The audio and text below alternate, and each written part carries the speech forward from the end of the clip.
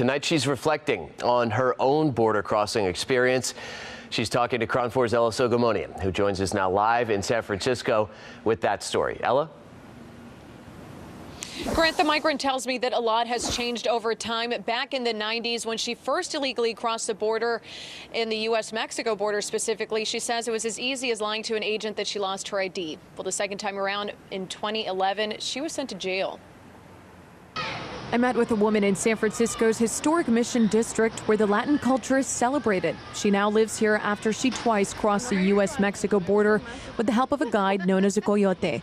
The migrant wanted to share her story, but for fear of getting deported, kept her identity private.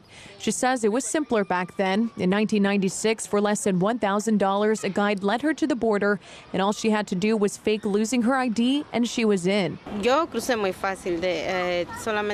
She says, I crossed easily. I just told the agent I forgot my ID. I stood in line, and they let me through.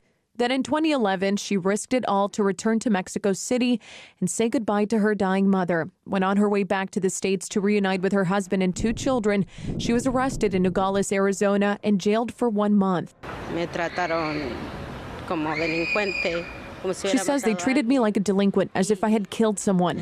They put me in a horrible, cold cell. I bathed in freezing water. I didn't know how my family was doing, and they didn't know about me. It was really hard, really hard. It still really hurts me to this day. She's been watching the news as thousands of migrants, this time from Central America, had trouble getting through Mexico. Then on Friday were allowed in, and President